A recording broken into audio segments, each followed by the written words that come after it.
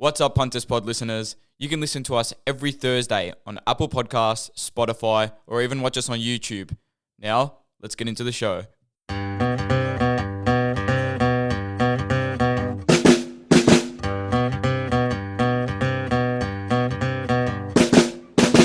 Hello, everyone, and welcome to another episode of the Punters Pod. What a time to be alive. Punters Pod back for our second episode of 2024.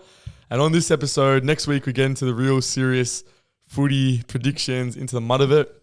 Obviously, we're still talking about the NBA, Jeremy. That's correct. Correct. But for now, for this week, we're going to bridge the gap a little bit. And I'll give you a little teaser.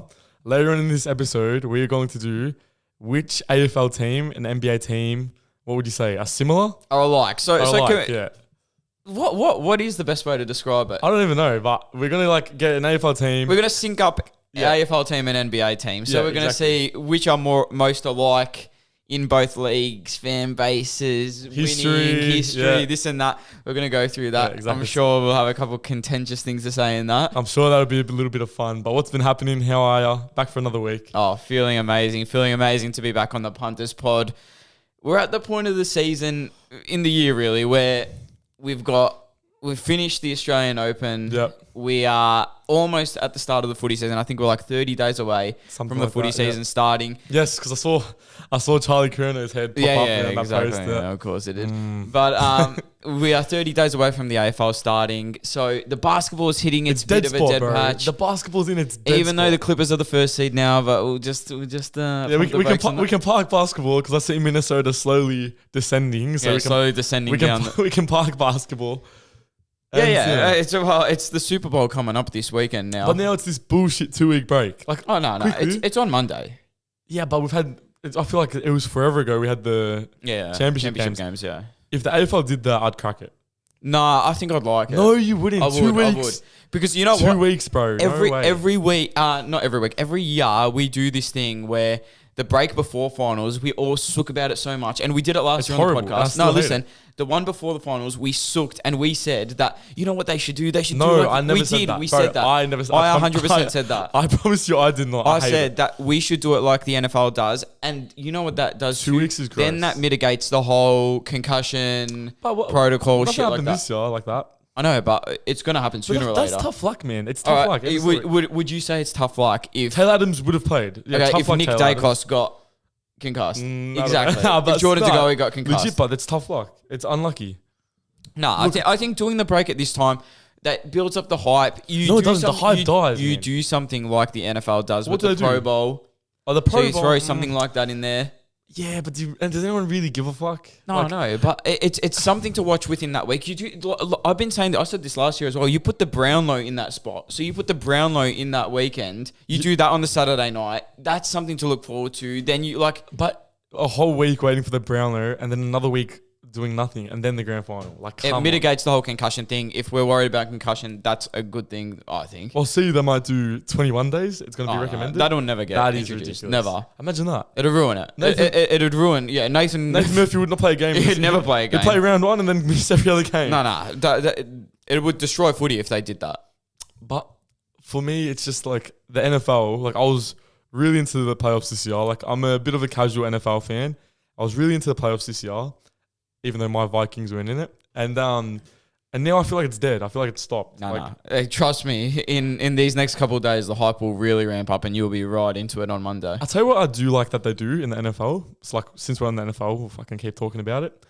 I like how they do, like today, did you see all the clips coming out of the Media Day? The Media Day. Yeah. I love that. It's better than, the only media you get AFL Grand Final week is the parade and they're on the vans and the reporter's sprinting, losing his breath. Like, it is better doing it like that. It is really good.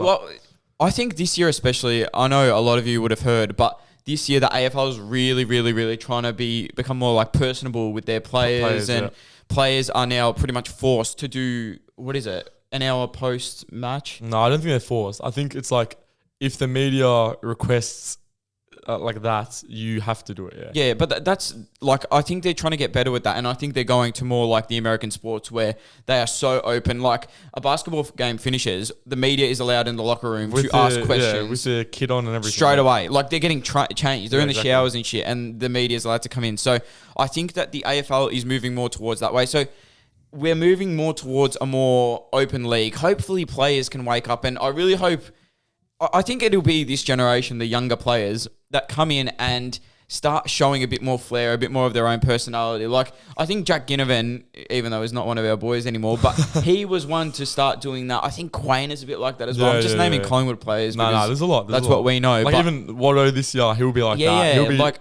a bit of something. Yeah. show some personality. Don't just give your generic fucking... Who's the most boring? Like, who's the most boring player?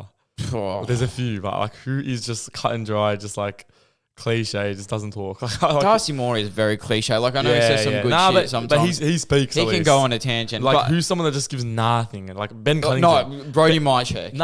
Brody Mychek. I'm only naming Collingwood because I'm in Collingwood. Ben Cunnington, but he's like the prime But example. Cunnington's just a quiet person. But that's exactly like. But it's good because now like with these new rules, the media rules, like a player like Dusty Martin is going to have no choice but to. Buddy, he already said he's not going to speak. But he doesn't play anymore. Fuck off. Anyway, Dusty already said he's not going to speak, and everyone's just going to suck it up, and because they. Yeah, but don't they get fined? Yeah, and he doesn't care. Fair enough, I guess. He earns a good fucking chunk. I'll tell you. He won't care. Fair enough. We are going to start with a new segment to start off the show. We're going to do this once a week. It doesn't have to be about footy, basketball, sport. Doesn't have to be about sport. It could be about anything.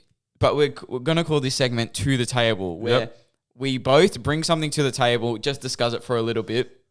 Now, starting off, it's meant to be a bit funny, whatever, but mine is going to be... Whoa, let me answer you. What are you bringing to the table, Jeremy? Today, I'm bringing to the table something that is sport-related, but I want your opinion on this, okay? Now, Clay Thompson has started to come off the bench for Gui Santos. Now, have you heard of Gui Santos? Is this the one that looks like Puka? Is it? You know what? I'm not going to lie. Is it him or not? I'm not going to lie. I do not know what he looks like because I saw on Real Sports, on the NBA app, he does not have a profile photo. He's still like a blank thing. He's like a unrestricted free agent, yeah. He is just like 10-day contract player. Really? Now, and Clay has started coming off the bench for... It only happened recently. Like in the Brooklyn game, it was everywhere. Clay after the game, having a little cry. I'm not going to lie. And... Like, this Gui Santos doesn't even have a picture on any of the apps, yeah? Doesn't even have a profile picture. What's his name? Gui? G-U-I. like Rui? Like Rui. Yeah, I guess. Like Rui Hachimura. I'm obviously saying it wrong. I think you're cooking it, but yeah. Anyway, go on Twitter and type in Anthony V. Slater if you want to see the video. But a reporter goes into the locker room, like we were saying, after the game and is recording Clay. And Clay dead set. I'm not joking. I don't really like Clay Thompson, but he's a sook. He's an arrogant looks like sook. He was about to cry. I actually felt bad for him. Like... I swear on my life, tears like welling up in his eyes. I actually felt bad for him. Because some guy named Gui is starting over him. And you know what? In that video too, go watch it. I'm telling you. Like, I wish we could play it through this. Who they verse? They versed Brooklyn, yeah. And the Gui Santos had to start. Like, yeah, because what made that happen? Clay's been horrific, yeah. He's been playing horrific. Who said that pre-season? Even, there were a couple shots he took in this Brooklyn game, which were terrible. Anyway, that's not the point. Go look at the video.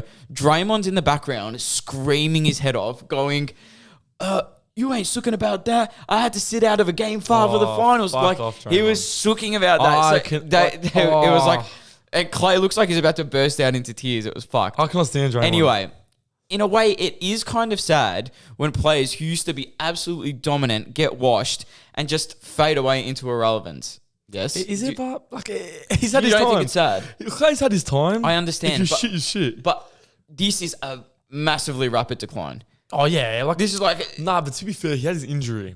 Okay, but after the injury, they won a championship 2 years ago. I know. They won a championship 2 years ago, and now it's like he's almost unplayable. Look, I'm not going to try to toot my own horn here, but before the season, I was saying this. I understand. I called that Clay would be horrible, and Chris Paul wouldn't work, and the Warriors would not make would not be a top 6 seed, and somebody said they'd be number 3 seed. So. Listen. I know you were saying that, but it is sad, and you have to admit it is sad because Clay even said it in that little interview that I'm talking about. He goes, it's hard going from one of the best players in the league to being unplayable. And it is. It'd be terrible.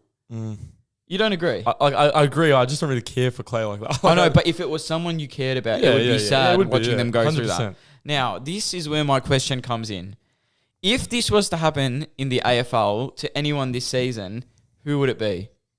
A player decline. So who do you see this year going from last year still looked at as a very, very good player in the AFL to absolutely washed and almost unplayable this year? And it happens more than you think.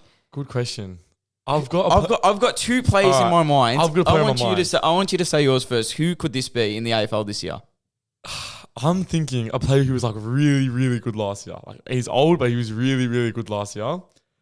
And I think his decline might come because there's similar players in his position in his club that will overtake him and there won't be room for him. I think I know who you're going to say. Can I guess? Go guess. Is it Jesse Hogan? Nah. Oh, okay. I think Tex Walker might hit a rapid decline. Because last year he was still like really good. Like last year he shocked everybody how good he was still. But sooner or later, I feel like for him, it won't be a slow decline. It'll be like off a cliff, fall off a cliff. And you got Thilthorpe, you got Fogarty, you got, who else is a young key forward for him? I don't even know. But you still got heaps of players that are... And even Adelaide were looking at bringing in Harrison Petty over the offseason. Yeah, exactly. So maybe they see something coming. I think Tex could be that player. That's a good one. I didn't even think of that. Now, I know a lot of people are going to get angry with me for this and they're going to call me stupid, but I can see this player falling off an absolute cliff this year and being absolutely almost unplayable. Patrick Dangerfield. That's not outrageous at all. I think Dangerfield can absolutely fall off a cliff this year. I feel like last year he was teetering and there were a lot of injuries and there were a lot of, he's doing a mini preseason in the middle of the year and there was a lot of bullshit like that.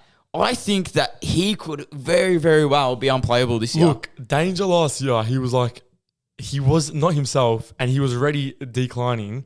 And I feel like nobody wanted to really admit it or call it out. But there was a period of time in the middle part of the season last year when he was playing where he was like a negative player. 100%. He was not chasing. His disposal was horrible.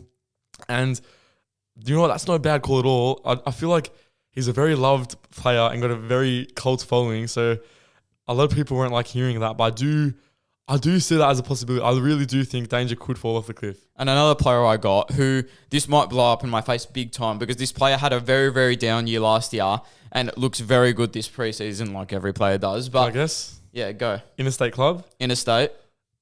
Former Brownlow medalist? Correct. Nat 5. Yeah. I disagree with that. You disagree with what? I think 5 will have a good year. Yeah, that's why I was going to say this one could blow up in my face big time because I think 5 comes out and dominates.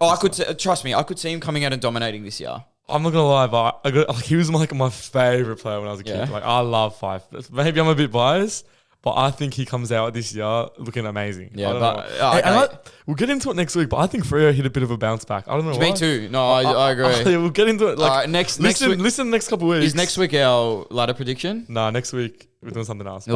Something else. But we're going to come at you with ladder predictions. So stay listening. If you want to hear footy shit, stay listening. Major footy episode next week, so stay on it, boys. Now, what am I bringing to the table? To the table this week, the inaugural bring to the table, I'm bringing something a bit more fun, a bit more light, back to the NFL Super Bowl. I've found some funny or weird things that you can bet on for the Super Bowl. I'm going to go through them. And I want you to give me your, like, if you'd bet on it or not, okay? Do you want me to guess an odds for it? Or? Yeah, you can guess an odds. We'll do that. You can guess an odd. Yeah, go ahead. And, okay, so the first one, Travis Kelce to propose to Taylor Swift at the Super Bowl. I saw this. Guess how much it's paying? $4. $7.50. Bro, see, I'm not joking. That is low odds for that. Bro, because you know what I'm thinking? Travis Kelce is such the bloke to do it. The biggest type to do it. If they win the Super Bowl, he would love it to be all about him. And Taylor. I can't believe how much run Taylor Swift is getting this Super Bowl. It's insane. And but I reckon, would you bet on that bet or not? I actually would. I would put money on that. I'm pretty sure I saw that was only available in Canada. Yeah. None of these are Australian bookies. Yeah. Because if it was Australian bookies... I swear I'd put money on that. Yeah. Because it's such an American thing to do as well. And Kelce, but Kelce's that type of guy. Yeah, 100%. Next one, all right? Oh, no. This one's just Travis Kelce. All right. Guess the odds for this spot. Kelsey to win the Super Bowl and to propose to Taylor Swift. So he needs to win. Fucking $9.50. $15. Oh, really? Not bad. That's good value. It's not bad value because he's not going to do it if they lose. But anyway, this one, Taylor Swift to say no to Travis Kelsey's proposal. I don't know, like $75. $50. Yeah. All right, now a bit off a different path. It's still Taylor Swift related. Fuck off. I swear. All right. Kansas City Chiefs coach Andy Reid to mention Taylor Swift on the podium during his winning speech. Low odds. I can see this happening. Low odds. I'm going to say $1.80. $8. Fuck. Yeah. No way. I would 100% do that because what do you mean? Andy Reid, like there's been videos of Andy Reid like mentioning Taylor or talking about Taylor or looking at Taylor like when she's walking past or whatever. I can see them winning and him like making a bit of a joke to try and crack it up like, oh, we could have done this without Taylor. Even like this year's been such a whirlwind. Like we've had everything happen with Travis and Taylor and like I would take that in a heartbeat, $8.50. All right, this is an over-under. Yeah, tell me. All right.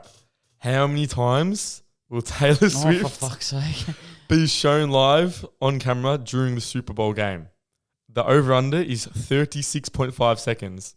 Oh, we're going seconds, not like times that she's shown. 36 seconds. Oh, you got to think of it. Run us through this. All right, my math on this is I was about to say 5 times that should be shown. Ooh, but how long? But now is this during the game? During the game. Okay, right? during the game. So this isn't after because if it's after, I'm taking the over. And it doesn't include halftime. All right, so during the game, I'd say 4 times. You reckon she'll be shown 4 times? So once a quarter? Yeah, I'm going to take the under because it's 4 times. They're not going to show her for 10 seconds straight in these times. I don't know, man. If Kelsey scores a touchdown, that's 20 seconds. No, not 20. Yeah, they're not going to keep the camera on her for 20 seconds. If Kelsey scores a touchdown, I promise you won't that's 20 seconds of her celebrating with Mahomes' wife and Mahomes' brother. Like I promise you. Jackson, yeah. But I reckon I'm going to take the over, all right? We'll see who wins.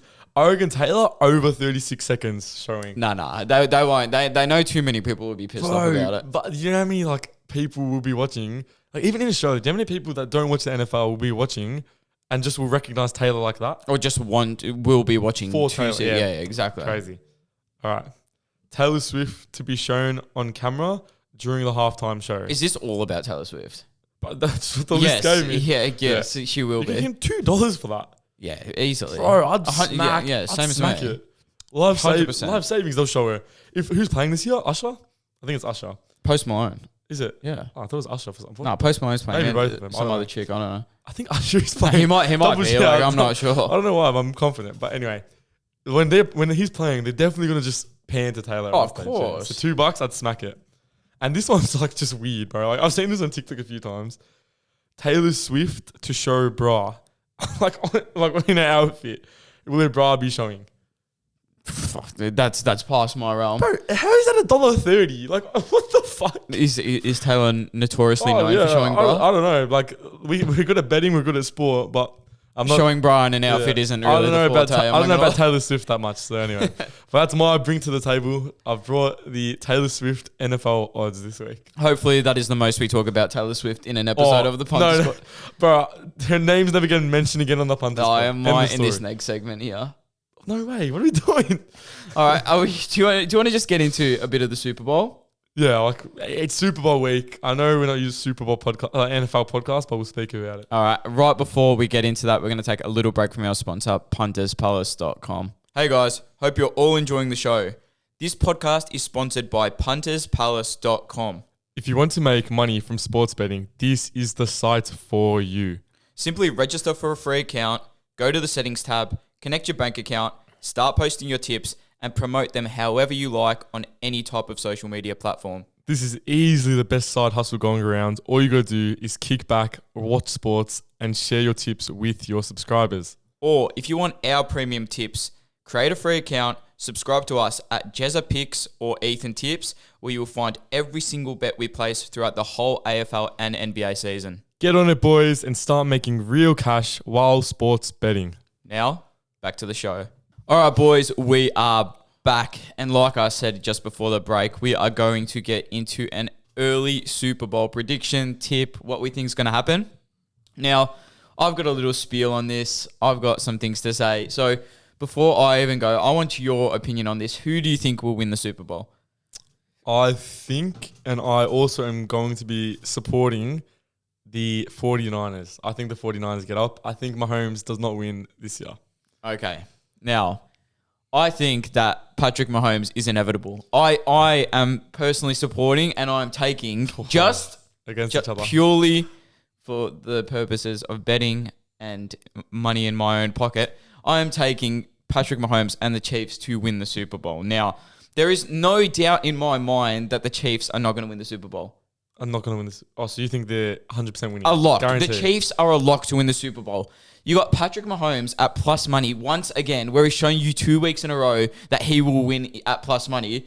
Once against Buffalo, once against the Ravens. Like, I'm telling you, they are going to win the Super Bowl 100%. Do not get sucked into the Christian McCaffrey hype. I am. I'm telling you right now. He scores a touchdown in the first quarter. Listen to me. I already know that McCaffrey will not score a touchdown in the Super Bowl. Shut up. Listen to me when I say this. They are going to catch so many suckers with this. I promise you. Do not bet on Christian McCaffrey to score a touchdown. Shut up, man. He's going to score a touchdown. You want to know why? Why? Because all these people who know nothing about the Super Bowl, who know nothing about the NFL, are going to see this massive trend of McCaffrey scoring a touchdown in every game. Last week, he was paying $1.30 for a touchdown. This week, I checked the Super Bowl odds. I think it's like $1.50-ish. Everyone's going to jump on it. Everyone's going to say he's a lock, sure thing. I promise you, McCaffrey will not score a Super Bowl, not score a touchdown in the Super Bowl. Do not take him. Can I make a prediction? This is the biggest trap of all time. I'm telling you. Can I make a prediction? Make a prediction. First touchdown of the game in the first 5 minutes of the game, Christian McCaffrey. No. Do not get sucked in. I'm sucked in. I'm sucked in. Well, you will be trapped like all the other people who are going to get trapped with that. McCaffrey will not score a touchdown. The first touchdown of the Super Bowl. You will see. Will go to Christian McCaffrey. You will see. And I will play this clip for the entire year. San Francisco, 2 very mediocre wins where they were down big. They won against the Packers, who were expected to do nothing, came on a late season run. And the Lions, they should have really lost that game if Dan Campbell didn't make those really bad calls in the fourth quarter. So I'm not having much faith in them. Kansas City, on the other hand, they beat Buffalo, where Buffalo, they have to go into Buffalo. Buffalo game, every week, snow every game, year, blah, blah, blah, blah, blah. Snow game, they're not going to win there. It's the same Mahomes thing. can't play away in the playoffs. Proved that wrong. Away once again against Baltimore. Baltimore were this unstoppable team. They're going to run the ball down their neck, whatever. Did not stop them. Patrick Mahomes will win this game. The Chiefs will win this game. Isaiah Pacheco will go over on rushing yards. Take his rushing yards. So your tips for the Super Bowl are Chiefs win? I've got them in a multi. This is my multi. Early Super Bowl multi at $6.25. Kansas City Chiefs win straight out. Rashee Rice, anytime touchdown scorer, and Isaiah Pacheco over 67.5 rushing yards. That'll get you $6.25. Get on it, boys. Do not fall into the Christian McCaffrey trap. He is not going to score a touchdown in the Super Bowl. Oh, it's going to be so sweet.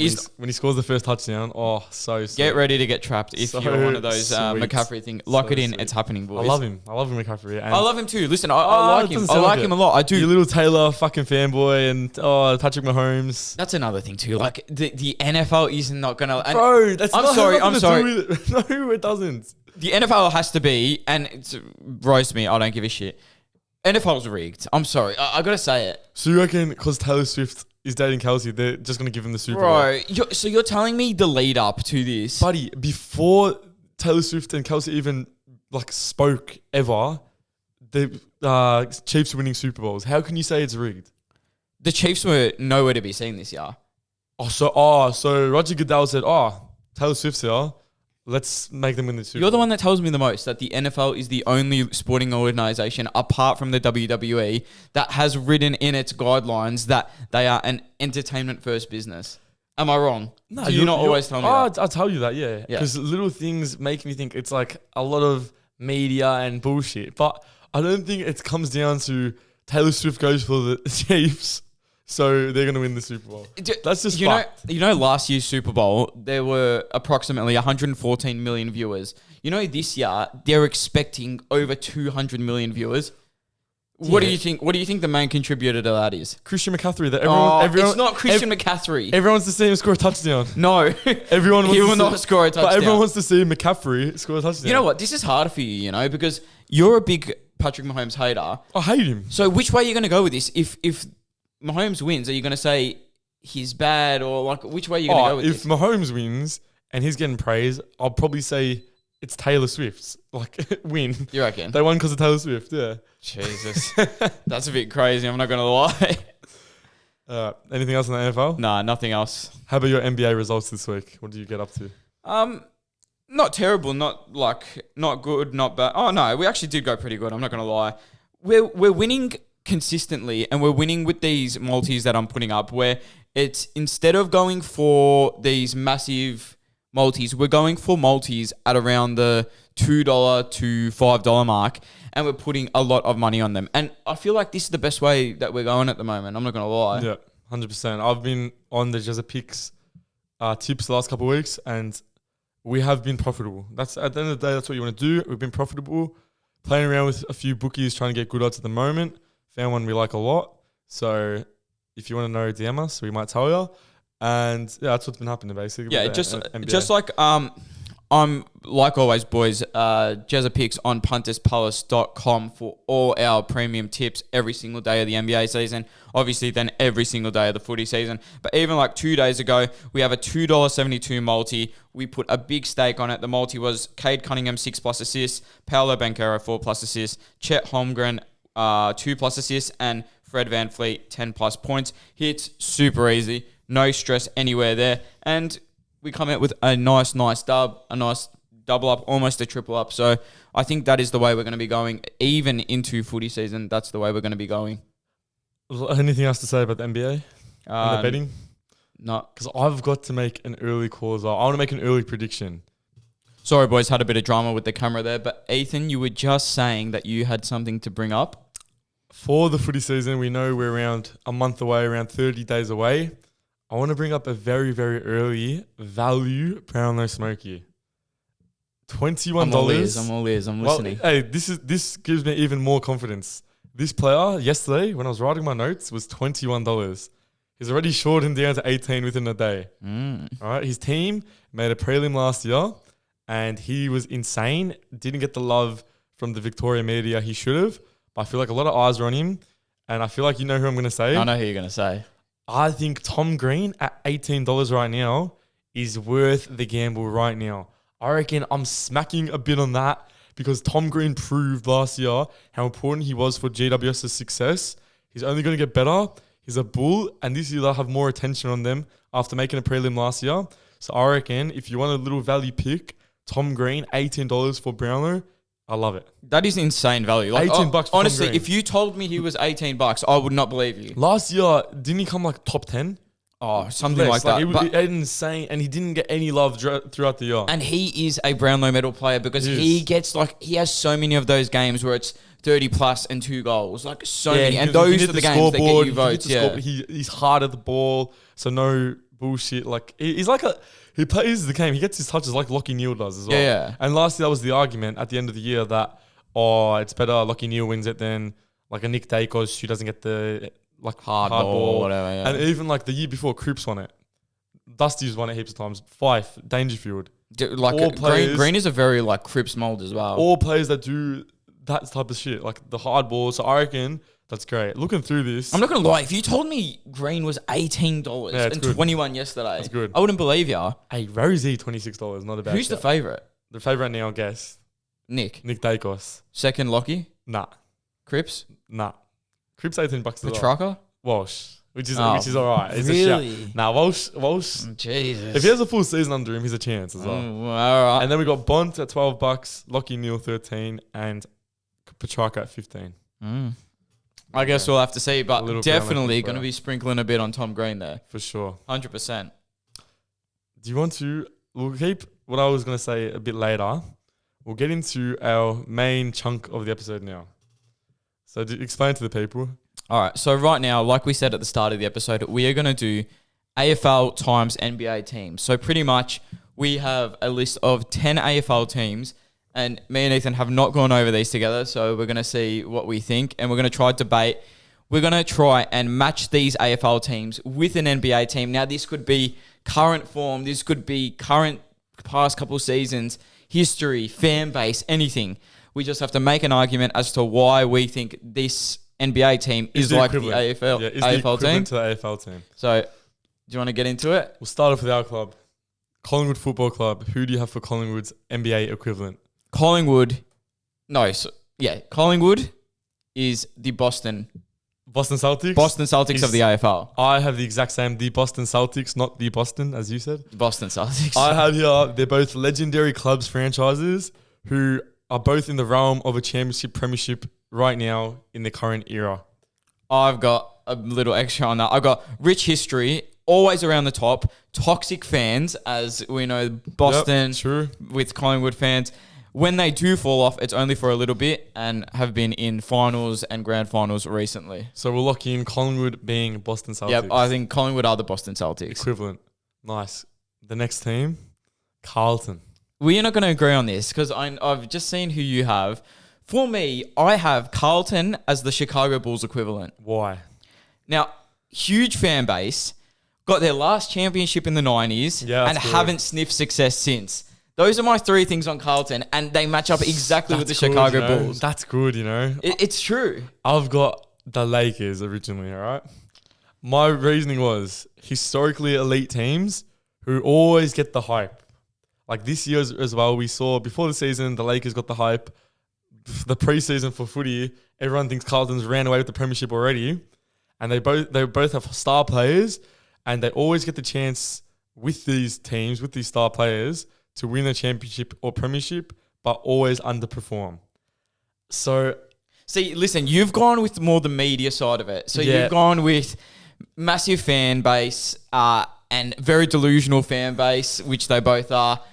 You've gone with that, and the media always bigs them up. I've gone with more of a historical sense where huge fan base. The 90s bit gets me. Yeah, haven't won a championship since the 90s. Haven't done shit since. But both teams exactly the same then. Essendon won a championship in 2000.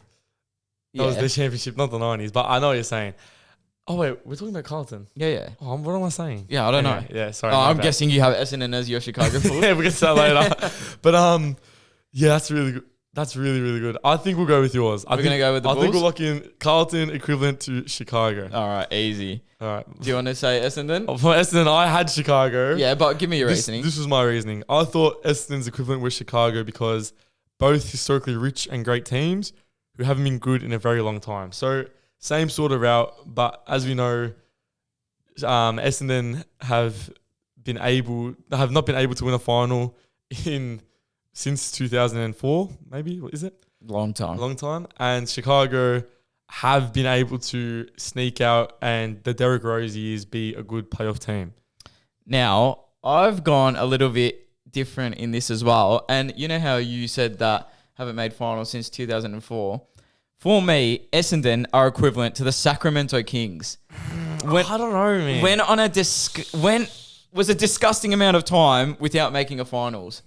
They went a gross amount of time without making playoffs or finals. Now they're just starting to edge back up the ladder. I think this year might be a bit of a big year for Essendon. Same. Like, see, and Sacramento had their big year last year. I'm thinking they're on a bit of the same trajectory here. Just because, only because Chicago is taken on our joint list for Carlton, we'll go with Essendon being the equivalent of Sacramento Kings. But for that reason. It's not for history. It's just for the fact of going so long without finals and playoffs. Essendon fans always hear about the finals, so we'll let them hear about it again. West Coast. So you go again. I like my West Coast one a lot. I love my West Coast one. I don't think I like yours. My one is West Coast are equivalent to Toronto. The Raptors. Recently have won championship, are now rebuilding and down the bottom. Very, very true. That's just due to both of them winning a championship in 2018. No. The fact that they both are right now, after winning that one championship, I didn't even realize it was the same year. But after winning that championship, now they're both down the bottom. West Coast are clearly rebuilding, and Raptors got rid of Siakam and OG this year. It's clear they're rebuilding as well. I think that's a pretty accurate, and they're both. And don't discredit Toronto. I know West Coast is a massive club. Don't discredit Toronto's fan base as well. They're huge. And it kind of works for them too because it's like West Coast all the way on that side for us. Toronto in all the way out of the way. That works. But I'm not going to lie. I love my West Coast pick. Tell me it. For me, and everyone's going to get pissed off. For me, my West Coast equivalent is the LA Lakers. I didn't say it. Delusional fan base. Demand success every single year, even though they don't have the right players to succeed. Always think they're better than they are. And won a championship in recent times, but have been absolutely terrible after that. It's so many things match up. Things match up. Good. It's good, yeah. It's good. It's good. Like, am I not wrong about that? You know what? No, am I not wrong about that though? Like, they want success. Like, even last year. Oh, no. Even though they were projected to be a shit team at the start of the year, Adam they Simpson thought was they big were up going to in it. be. Yeah, you're right. And You're Lakers 100% this right. year. You know what? I once again, you're just destroying me. We'll go with the Lakers because I love the fact that I forgot the Lakers won the bubble championship, which was a similar time frame to West Coast, and now. Once again, it's like the aging stars. I see it. We'll go West Coast. That's a great one too. Aging stars West Coast that are they the won't Lakers. let go of. West Coast are the Lakers. And Love even that they are a massive fan base like the Lakers, they are delusional. Like their fans are annoying and like the West Coast and Lakers. Do you want me to take over for Sydney? Take over for Sydney. For Sydney, I have the Oklahoma City Thunder as my equivalent. That's not it. I got a smaller market team. Sydney's a smaller market team. Sydney. Are you joking? The Sydney Swans. Are you joking? Bro, they're like top 5 in compared membership. to Victorian and Western Australian teams. I reckon Sydney's a big club. Like Sydney. I look at. What are what's their membership size? I reckon they'd be top 7 or 8 teams in the AFL. Okay. Anyway, I don't know. It's debatable. Go on. I'm just saying smaller market in reference to Victoria, South Australia. I look at Sydney as a powerhouse club, like personally. Okay, fair enough. Do you know? Not really. Like, so when you think of powerhouse clubs, you don't think of Sydney Swans. but is that for success or for like fan base? No, just like both. But market. We're talking about market. We're not talking about success. Yeah. All right. Anyway, go on. Anyway, in my opinion, a smaller market team, currently built with heaps of young guns, in contention this year to win it all. I've went a different path. I've went Sydney or Miami. Okay. I feel like they're a similar feel. First of all, like the Sydney, the Bloods culture, the Miami heat culture. Yeah. You got the sustained and competitiveness and success. But like the Heat have had multiple championship teams in the last 20 years. Same as Sydney. Sydney are always competitive. So are the Heat. Even when they counted out midway through a season, they always find a way to claw back. I think Miami and Sydney are equivalent. Can't lie, you've completely swayed me there. Yeah. I love that because it is that is so much similar in that. Like Bloods culture, Heat culture, everything. Yeah, but even just like what you said, like last year was the exact same. Miami were in the play-in, ended up getting to the NBA Finals. Yeah. Sydney were nowhere to be seen. Yeah, 16th in like round 17 or some shit like that. Ended up making finals. So I love that there. Who did they lose? I forgot. Who did Sydney lose? Carlton. Yes, at the G. Yeah, that's it. Was that Akers' goal? No, that was against Melbourne. But Akers did something. He touched the ball, maybe. I don't know. But I remember. You know what I remember? Wait, was Sydney game the Mackay video? Well, that was a massive video, the TikTok. Yeah. I think it was just Sydney. Yeah, because he didn't want to play Melbourne the next week. Yeah. Sydney game. Yeah, I remember that game. That was a close game. That was a good game. Yeah, it was a really good game. Heaney fucked up. Oh, Haywood. He didn't give the ball to Heaney. Running down the wing. Yeah. I remember that. Fuck me. That's crazy. Anyway, you want to go next? You can go next. Brisbane. The Brisbane Lions. I have them equivalent to the Philadelphia 76ers. Why? Now, have some stars, exciting all year, like throughout the regular season, always disappoint in finals/playoffs. That's good, you know. What's got me there is the disappointing finals/playoffs. I went down Denver as my Brisbane equivalent. Oh, no way. Newly found success from struggling franchises a decade ago. You got to remember that Brisbane a decade ago were in the mud. Nobody wanted to play for Brisbane. Nobody wanted to be there. Denver a decade ago were nothing special. They weren't good. It's similar. You've just tacked onto my point even more. Yeah. Trust the process. Oh, okay. Philly were going through the process. Yeah. You know what? Philly. You know what? I'm not joking. Brisbane were probably like the most equivalent to the process at that time. Yeah, they were 100%. Yeah, 100%. like we're all those things. And quick rise once all these players came through for him. True. Very disappointing in the finals/playoffs. I love that. Brisbane is Philadelphia. Ooh, I'm on a bit of a roll here. I reckon this one might have the same. Right? Your turn. We don't have the same, I promise you. For Richmond, No. Oh, yeah. Oh, sorry. It is Richmond. Yeah, go. Sorry. I have the Warriors. Both dynasties in the last 10 years who have started to break down and age, and legends are aging, legends are retiring of the club, and they're probably both entering a rebuild phase, but they were dynasties for a long time. That's my bad. I was looking at a different I team. reckon anyone you ask that has any knowledge of AFL and NBA would put Richmond and the Warriors as equivalent. Yeah, my Richmond equivalent is also the Warriors. Dynasty team. Massive fan base as well. Had a lot of bandwagon supporters who jumped on when they were going well. Richmond did, Yeah. That doesn't get spoken about enough. Star players are getting older now. Time for a rebuild. Yeah, 100%. Next team. We will not have the same year. Oh, look, I struggled to find one for this team. I got the Geelong Cats, and their equivalent for me was the Milwaukee Bucks. Aging champion teams that have had recent success, but yeah, I had nothing else to be honest. No. For me, Geelong are Miami. Geelong are the Miami Heat. Insane consistency, always around the mark. Never too far down, and you can never count them out, similar to Sydney. I think Sydney's more. Always near the... Come on. Geelong went on that run of making prelims for fucking 8 years straight or some shit. Well, we can't have both of them, so we got to pick someone No, else. I know. But insane consistency, always near the finals. Always have doubters, but always manage to come out on top. The last 2 years ago, when Geelong were too old, too slow, too whatever, ended up winning the grand final. I don't love it. I think Sydney's a better match for Miami. Okay, so who are we taking for Geelong then? Let's think. Can they be a... I don't have anyone in the West. I'm thinking Cleveland or not. Does that not fit? Because with Geelong, you need a team who's always been like... Who's consistently good. Consistently successful. No. That's why Milwaukee. But what do you mean? They've been successful for what, 3 years?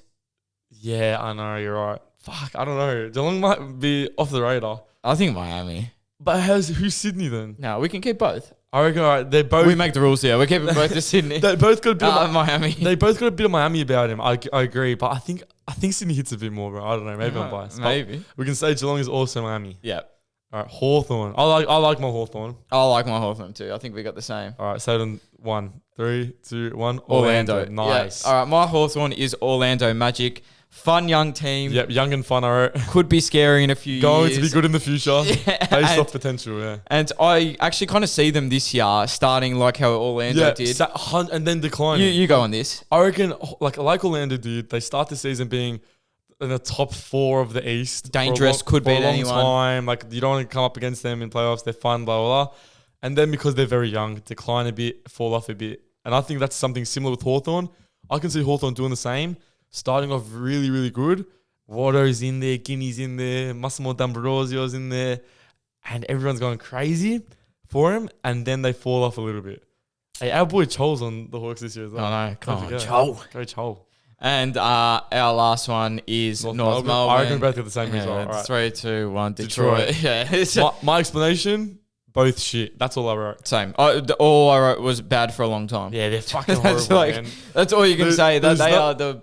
Yeah, the bottom feeders, both of them are the bottom feeders. And shocking. Hey, you know what? North... No. This could even play into it even more. At the start of this year, I thought Detroit could be all right with Cade, with Ivy, with everything going on there. And I was actually about to say just then, I think North can be all right because they've got Dursma, McKercher, LDU, Larky, but... Sheasel. Exactly. How could I forget Sheasel? But it could end up being the same thing where... Everyone's like, "Ooh, North could be right," and they just end up being last again, like Detroit. So. Brilliant. Honestly, couldn't have fit more perfectly. So our final list is Collingwood are the Celtics, Carlton are the Chicago Bulls, correct. Essendon are Sacramento Kings, for a good reason. West Coast are the Lakers, Sydney are Miami, Brisbane are the Sixers, Richmond are the Warriors, Geelong are also Miami. Miami, like they can go. To be fair though, Geelong and Sydney are always the ones similar, compared for like sustained culture, success, everything like that. yeah. Yeah. Hawthorn are Orlando, and North Melbourne are Detroit. Beautiful there. Absolutely love the list there. We're going to take one last break from our sponsor, punterspass.com, and then just get into a bit of mid-season NBA awards just to finish off the episode. Hey guys, hope you're all enjoying the show. This podcast is sponsored by punterspalace.com. If you want to make money from sports betting, this is the site for you. Simply register for a free account, go to the settings tab, connect your bank account, start posting your tips, and promote them however you like on any type of social media platform. This is easily the best side hustle going around. All you got to do is kick back, watch sports, and share your tips with your subscribers. Or if you want our premium tips, create a free account, subscribe to us at Jezza Picks or Ethan Tips, where you will find every single bet we place throughout the whole AFL and NBA season. Get on it, boys, and start making real cash while sports betting. Now, back to the show. Welcome back. Last segment of the show. Thanks for making it this far. Recently, Jeremy, as of yesterday, a report came out and everybody in the AFL world's talking about it. So I thought, why don't we talk about it? The Gold Coast Suns have declared a 3-year plan to win an AFL and AFLW premiership by the end of 2026. Also, the Gold Coast chairman, Bob East, said the pass mark for 2024 is finals. What are your thoughts, feelings, emotions on these quotes? Well, straight up, let me start by saying, yes, I also think that for a club who has not made finals in their whole entire existence, that making finals is a pass mark. Would you not agree with that? Mind you, their list is stacked. Stacked. They should have made finals the past 2 years. Barring injuries, especially with all this Dimmer hype, but Dimmer being there, like, ooh, J up for Dimmer, they should be a final. They should be a lock for finals. Yeah, like finals, bare minimum for Gold Coast this year. But can we please stop with these stupid fucking calls by AFL teams? Like, it seems like that's the new trend now, that every AFL team is going to come out and say that in the next 6, in the next 3, in the next 1, in these next time frames that they have, that they're going to win a premiership. I'll tell you why they do it. They do it because they know that like nobody's going to remember. In 2026, I'm not going to remember that Gold Coast said this. There'd be a graveyard. We could dig them up, but there'd be a graveyard of 20 times an AFL club has set one of these plans up and like no one is even mentioned it ever. The only one we ever hear about is Richmond when it happened, when Brendan Gale went on Footy Classified and said it, and they ended up winning the 3 premierships. Yeah, like that was the only one that really stood out, that came to fruition. Even a broken clock is right twice a day. Exactly. So yeah, I don't see why they do it. Do you give Gold Coast any chance to win a premiership in the next 3 years? Slim to none. But I'll tell you what's going to annoy me. Like, look, bro, my blood pressure's already rising because of footy season. Because little things annoy me. I guarantee you, all right, Gold Coast start the year shit and don't make finals. They're going to be, the cop-out is going to be, in the past, it was Stewie Jew's fault. And I'm a big Stewie Jew fan, we know this. In the past, it was always Stewie Jew's fault. This year, if they are horrible, they're going to be so lenient and say, but it's Dimmer's first year there. We've got to give him time to play his game plan. Bullshit. If they should have made finals the last few years with Dimmer there. If he's such a good coach with this list, they should make finals in a season. Oh, it's going to be insufferable. It's going to be they've got like 24 weeks to get it together. They can get it together. Yeah. Like, what's going to be insufferable? No, it's going to be insufferable. The whole Dimmer shit. So if everything goes really well, Dimmer's the best coach ever. Yeah. Dimmer's done all this for us. He's brought us the premiership. And if not, it's going to be just like. Cop out. But I'm just sick of it. And that's why teams have started to do it, because it's fucking sick when they bring up that old footage of the old studio of Footy Classified, and they bring up Brendan Gale, and he's talking to Caro and Eddie or Hutchie. Gary Lyon. No, it was Gary Lyon. Yeah, Gary Lyon and Caro, and he's talking to him and he's saying to them, yes, we will. And they're like almost laughing at him on live TV. And he said, in these next 6 years, we will do it. They end up coming out and doing it, create a dynasty. That's why teams say it, because they're hoping they get that bulletin board material, documentary type stuff. It's so easy to say, but like, no, I'm telling you, no one will remember in 2026. No. They said that. No, exactly. And if Dimmer's gone by then, it's going to be like, oh, like no one will remember it. So it doesn't, like, it's a free hit. Exactly. All right, let's end this on a bit of MVP. Oh, not MVP. NBA mid-season awards. All right. I'm just going to say before we start off, most of these awards, in my opinion, are set in stone. Oh, yeah. So we'll be quick here. So we're just going to run through them real quick. MVP. We'll save MVP till last, all right? Okay, done. Contentious. All right, Depoy, Defensive Player of the Year. Rudy Gobert. Rudy Gobert, it's country not mile. even close. Country mile. I think he's paying like $1.08 at the moment. I think I saw $1.14, but yeah. Oh, well, that's fucking good value. But I know he might be with there. Anyway. Anything else about Rudy? No. Who's even in contention? Like AD's nobody. AD's nowhere close. It's Rudy or bust. If Rudy doesn't, as a Minnesota fan, if Rudy does not win Depoy, I might boycott the NBA. Nah, it's a joke if he doesn't. Rookie of the Year. Victor Wembanyama. I've come to the Thank dark you. side. Thank you. It's not even a debate anymore. All year, I've been on a big Chet guy saying Chet. I think I'm on the Wemby side. Not even a debate anymore. Look, but I don't think Wemby will be like before the season. You were guilty of it, saying he'll be the GOAT. I don't know. It's yet to be seen. It's his first year, bro. But his first year was supposed to be the best first year ever. And he's on like fucked minutes. Pop. I honestly thought he'd be an all-star, like based off the hype and everything. But anyway, Wemby is my rookie of the year. I'll give him that. I've got coach of the year next. All right. I didn't even do coach of the year, but mine is Ty Lue. I knew yours would be Ty Lue, so I wrote this. Mine is, guess for me? Chris Finch. No. Mark Daigneault, whatever his name is. Daigneault, from the Oklahoma City Thunder. My reasoning, because I wrote here, Jeremy has Ty Lue, because I knew you'd have Ty Lue. Ty Lue has 4 Hall of Famers to work with. Listen, let me speak, bro. Let me speak. Ty Lue has 4 Hall of Famers. Marky D, because I don't know how to say his last name. Marky D has a young team who is overachieving like anything I've ever seen in world sport. Are they not? You've had expectations before the Harden trade to be a good team. Kawhi and PG are there. Russ is there. Okay? Now you get Harden, 4 Hall of Famers. Ty Lue doesn't have to do much, bro. I'm sorry. I love the switch up by absolutely everyone, by Ethan, by the NBA media, by Mamba and Jacob, who were here a couple of weeks ago. The switch up is insane because at the time where we were losing, that was our like detriment. That was 4 Hall of Famers, way too much, not enough ball, blah blah blah blah blah. And now it's like the reverse. It's like, 4 Hall of Famers, of course this is gonna happen. If you don't win the championship, it's embarrassing. It's bullshit. If you don't win the championship, it's embarrassing. Yeah, I'm the only one that looks good out of this because I stuck with him the whole time, even through that 10-game losing streak. And look at us now, number 1 seed in the West. Go fuck yourself.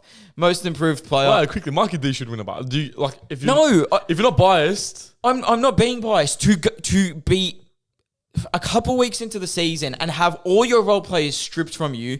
Role players? Who got stripped? Nicholas Batum. Oh my goodness! They were getting minutes, bro. What do you mean?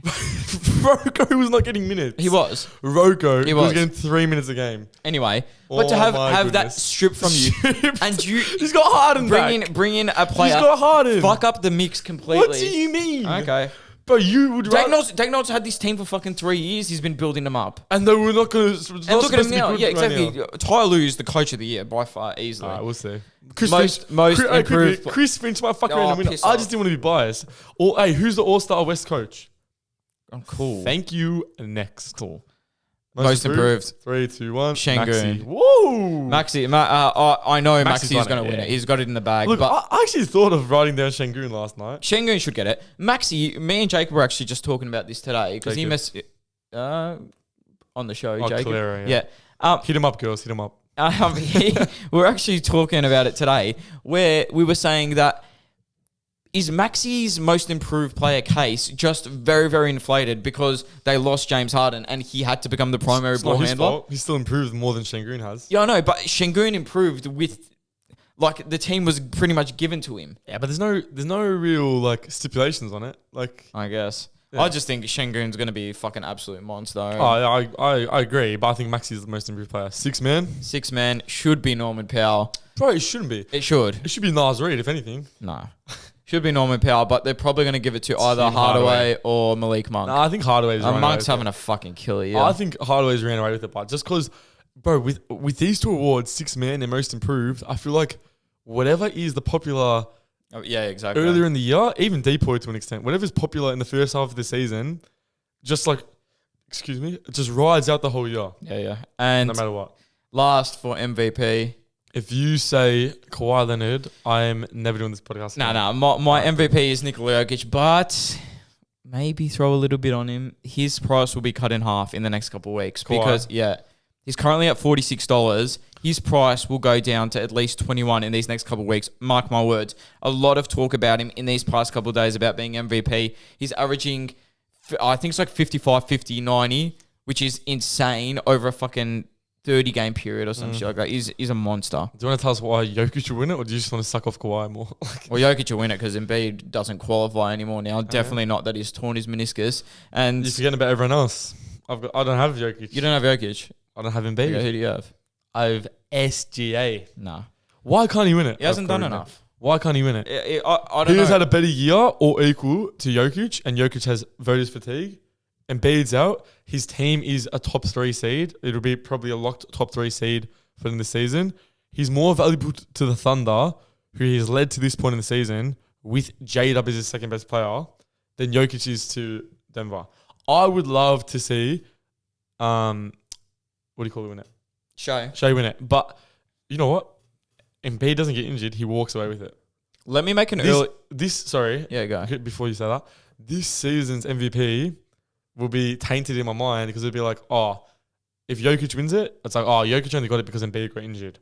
Or if Shea wins it, it's going to be like, oh, Shea only got it because Embiid got injured and Jokic really wasn't deserving. That's what I reckon. Mark my words. Let me predict this for the future. Next year, the whole MVP debate is going to be Luka Shea. I betcha. Bro, Luke We're over, I don't hear Luka's voice. No, we're over Jokic the big men now. Yeah, we're over the big men. This was the last year. This was their duel. They were going up against it. It was going back and forth, back and forth. Embiid's injured. Hype started. Jokic is going to win. Next year, it'll be all about Shea and Luka. I am sick of hearing. For the last 4 years, I've said I've been saying that about Luka. Win MVP. I've been saying about Luka. We'll see. Anyway, let's show. That'll do us for this episode. Once again, thank you all for listening. Go TikTok, Instagram, YouTube, shorts. All that good shit. Get on that, boys. We're doing shorts now. Big announcements coming in the next few weeks, days. This is the last episode of this era of the podcast. We're going to look different next week. We're going to be different. You'll hear different things. New set inbound. You'll hear different mentionings, and I hope you're all keen as we are. And yeah, if you're listening, Chezzy, vigorous. And thanks to everybody for watching. Peace, prosperity, and love.